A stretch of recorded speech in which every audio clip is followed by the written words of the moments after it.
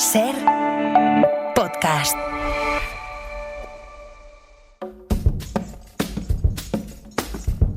Hoy por Hoy Magazine.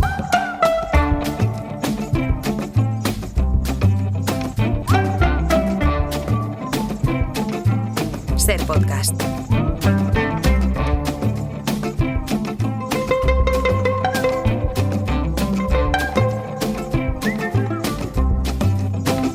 You know you better.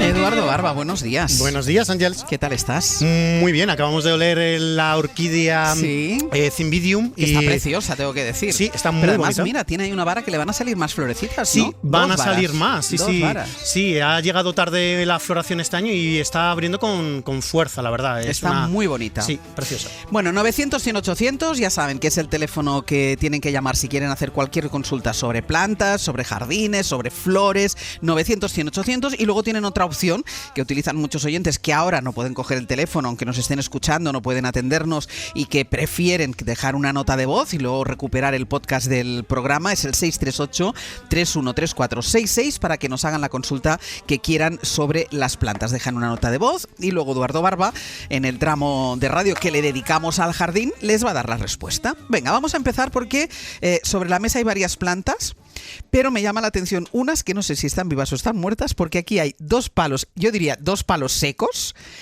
y sin hojas. Sí, Cuéntame. Sí, bueno, es que hoy he traído dos plantas muy especiales, Ángels. Como tú dices, son dos varas que están secas, ramificadas, vemos las raíces al aire, pero antes de hablar de ellas, lo que querría es pues hacer un repaso, que ya lo hemos hecho en alguna ocasión, sobre los métodos de comercialización más habituales que nos podríamos encontrar en un vivero. Bien es cierto que muchos de esos métodos también están más aplicados a una jardinería profesional. Bueno, pocas personas que nos escuchen seguramente vayan a un vivero a comprar un gran árbol metido en una bola de tierra para llevar al balcón o a la terraza, seguramente no, pero sí que lo normal es que vayan a un vivero y vean pues distintos métodos de comercialización. Desde luego que el más habitual, ¿cuál va a ser? La maceta. Vamos a encontrarnos en los viveros y en las floristerías como la mayoría de las plantas que se comercializan allí pues están enraizadas en una maceta.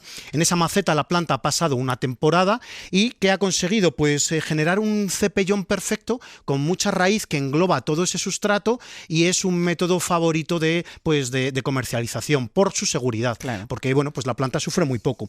Hay que decir que estas macetas nos las podemos encontrar desde, bueno, algunas tan pequeñitas como 5 centímetros. Muy pequeñitas, sí. Bueno, yo de hecho en casa tengo unas que miden 1 centímetro solo de diámetro, son una cucadita, son una preciosidad, y bueno, pero también nos podríamos encontrar algunas de hasta 2.000 litros de capacidad. Que eso no lo mueves. Son bañeras. Bueno, yo de hecho en algún jardín a veces las he visto que las han utilizado para bañarse, ¿no? Para los niños, los críos, llenarlo de agua y utilizarla. Eso no lo llenas fácilmente. Evidentemente, en esos casos, esos contenedores, como lo decimos en jardinería, están hechos ya para pues plantas con un sistema radicular muy poderoso, ¿no? Árboles y arbustos principalmente.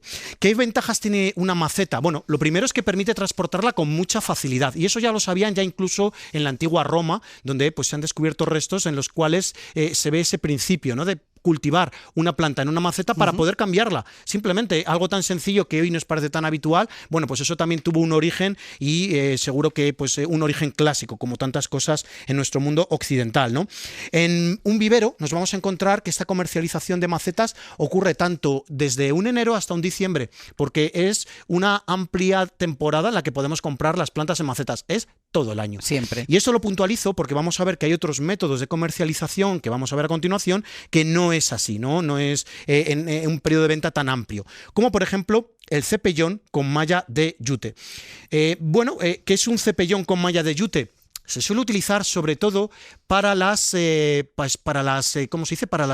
árboles. Sobre todo árboles, claro. Los árboles, lo que se suele hacer es que la raíz del árbol se saca de tierra y se hace un cepellón, pues como una media bola de helado, para rodearla a continuación con una malla de fibra de yute o de fibra de coco, que a la vez se le pone encima una malla de hierro dulce. Es decir, es como una doble protección, una malla de esa fibra orgánica para que el cepellón no se desmorone, y así consigamos comercializar este árbol o esta gran arbustiva. Porque hay que ver cómo se producen los árboles. Nosotros cuando ya vemos el árbol muchas veces en la ciudad, pues lo vemos plantado en tierra, en su alcorque, en un un viario, en una calle, Sí, sí. pero eso procede de un vivero también. En los viveros hay una parte que se llama vivero de engorde. Ahí lo que se hace es que el arbolito chiquitito, se pasa a tierra y se le deja que engorde durante O sea, ¿cuántos? una granja de árboles. Exacto, sería casi. es como una granja de árboles. No, textualmente es una granja Sí. de árboles, muy bien definido, porque ahí lo que se hace es que el árbol pase ¿cuánto tiempo? Años, a veces muchos años incluso, para que genere una gran masa, para que el tronco engorde, para que se consiga ya un árbol adulto, pues que es lo que va a querer muchas veces el cliente. El cliente muchas veces no va a querer un árbol pequeñito y ver cómo crece. No, ya quiere un lentamente. árbol, un árbol Exacto, grande. que le dé ya sombra, que le dé tal. Entonces, desde ese vivero de engorde, lo que se hace es que se saca ese cepellón, se hace un círculo perfecto, se hace una zanja perfecta alrededor de ese árbol y se saca con esa forma de media bola de helado, ¿no? Ese cepellón que a continuación, como hemos dicho, se envuelve en una malla de yute o de fibra de coco y a continuación también incluso una malla de hierro dulce si el cepellón es muy pesado. Pero una pregunta, Sí. ¿esto se hace al momento de venderlo o pueden estar tiempo dentro de esta malla de yute? Lo normal es que esto se saque bajo pedido, es Vale. decir, que cuando llega el momento de la comercialización, que son los meses fríos, es cuando se hace. Esto se hace principalísimamente con plantas caducas, principalísimamente, porque las plantas perennes tienen otro ciclo, ¿no? Sí. Eso se hace solo con plantas que vayan a tirar la hoja, que se defolien.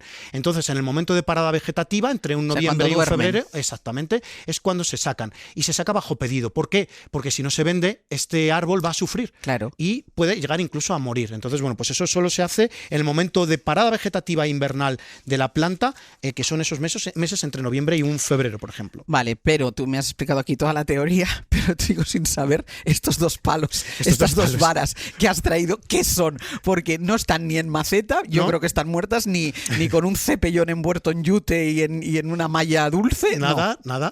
Aquí lo que tenemos son plantones a raíz desnuda. ¿Y eso también se vende así? Se vende así. Bien es cierto que, de nuevo, es un método de comercialización que es más destinado muchas veces a profesionales. O también, por ejemplo, imagínate que tienes un jardín y quieres hacer un gran seto de, por ejemplo, 100 metros de aligustre, aligustre. Bueno, no pues, sé qué es el aligustre. el aligustre es un arbusto autóctono, sobre todo uno, que es el Ligustrum vulgare. El aligustre es una planta de la familia del olivo.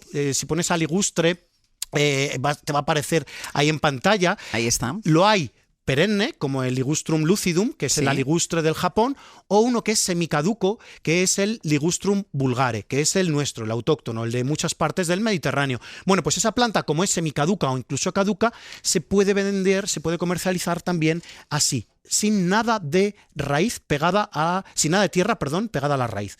Se vende totalmente, por eso se llama plantón a raíz desnuda, porque lo que se hace es que desde esos viveros de engorde, aquí la planta no se suele dejar pues tan grande, aunque yo también he recibido y he plantado árboles a raíz desnuda, grandes. Lo que se hace es pues lavar perfectamente toda la tierra alrededor de la raíz. Sí, no lleva ni una gota de arena. Ni una gota de arena.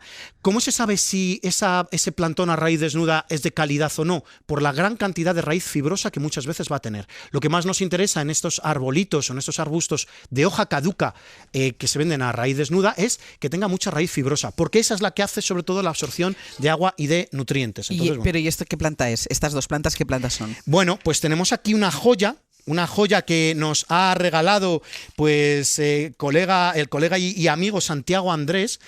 Vienen desde un lugar tan lejano como Italia. Tan maravilloso. Y estos hibiscos son muy especiales porque tenemos, bueno, primero que hablar qué es el hibisco. El hibisco ya hemos hablado de él alguna vez porque es lo que se llama también rosa de Siria. Aunque no provenga... Es una planta que adoro. Bueno, es que es una maravilla. Que adoro. Los hibiscos es que tienen tienen buen rollo. Es de esas plantas que las ves y dices, mira Es qué maja. felicidad. Un Es hibisco maja. es felicidad. Es exuberancia, es color, te recuerda al verano, te recuerda a esos momentos plácidos en un jardín, cerca de la playa, del monte, de las montañas. En el norte de España se planta muchísimo. Sí. En Cantabria, en Asturias, en Galicia se planta mucho este Hibiscus syriacus, que es la rosa de Siria. Y tenemos una planta que nos va a dar una floración muy larga de entre los meses de un mayo, junio, hasta noviembre incluso. Entonces, hasta antes de que tire la hoja. Por eso, esos están comercializados a raíz desnuda. Nosotros lo que tenemos aquí es que son unos hibiscos que se llaman en concreto Gandini Santiago. Y eso es por una historia compleja que no vamos a poder entrar mucho en ella, pero te voy a contar que Santiago Andrés es parte de ese nombre. Hemos dicho que se llama Hibiscus Gandini Santiago. Sí. Bueno, pues nos lo ha mandado Santiago. Andrés. ¿Y sabes a quién se lo ha mandado Santiago? ¿Quién? El señor Gandini. Entonces esto es como un trabalenguas. Tenemos el hibisco Gandini Pero Santiago. ¿quién lo ha bautizado así? Lo bautiza normalmente un viverista, el obtentor, normalmente. Es más complejo porque hay veces que puede sufrir otro proceso de nombramiento. De hecho, este tiene 2 nombres, pero no vamos a entrar en eso tampoco. Y te voy a contar la historia de cómo Santiago Andrés descubrió este hibisco. Fue allá por el año 2002 en Girona, y en una de las parcelas de cultivo donde él trabajaba, él es ingeniero, gestor de viveros, profesor de la universidad, muchas cosas, lo que hizo es que un día trabajando descubrió en ese campo que uno de los hibiscos que ellos cultivaban y que ya habían sacado de tierra, había dejado el hueco, pues se había quedado alguna raíz. Y de esas raíces, a veces, cuando sacan del vivero de engorde esos árboles, esos arbolitos, a veces de esa raíz se activa alguna yema que haya quedado bajo tierra, y lo que vio él fue un arbusto que en vez de ser redondeado como las otras rosas de Siria, como los otros Hibiscus syriacus, vio que era mucho más columnar, mucho más estrecho. Y eso a él le llamó la atención. Como buen observador de la naturaleza, que tiene que ser un viverista, un jardinero, un paisajista, lo que hizo fue cultivarlo y seleccionó, y vio que era una mutación que le hacía única en el mundo, y por eso se bautizó tras un azaroso proceso como Hibiscus Gandini Santiago. ¿Qué es lo que tienen de peculiar Pero estos un momento, o sea, Sí. nadie había visto esta planta antes. No, porque las mutaciones, primero, hay que estar ahí cuando ocurren, y segundo, detectarlas. Porque cualquiera que hubiera pasado por esa finca, exacto, tú, cualquiera, no, tú sabes ya de plantas, sí. exacto, tú hubieras dicho, uy, mira, este hibisco es columnar, me lo llevo, póngame 3. Pues ahí él lo que hizo fue identificarlo. Y claro, tienes que estar en el momento. Las mutaciones en la naturaleza es uno de los grandes secretos de la evolución. Si de repente a un animal, a un vegetal o a cualquier otro organismo vivo le ocurre una cosa única que a los otros individuos de esa especie no, pues puede ser una ventaja evolutiva. Y eso, si da ventaja, se propaga. Pues bueno, vamos a hacer una cosa, vamos a escuchar una llamada y después me cuentas qué vamos a hacer con este Hibisco Gandini Santiago y cómo lo vamos, porque esto va para la terraza, ¿no? Esto va para la terraza. Pues ahora vamos a verlo. Vamos a escuchar una nota de voz, ya le he dicho que podían ponerse en contacto con nosotros a través del teléfono directo o dejando notas de voz al 638-313466, y eso es lo que ha hecho Carmen de Sevilla. Hola, buenos días. Eduardo, quería preguntarte, mira, tengo una zamiaculca o zomiaculca, es que no lo sé pronunciar muy bien. Y mira, estaba muy bonita, yo la tengo más bien en sombra, que me dijeron.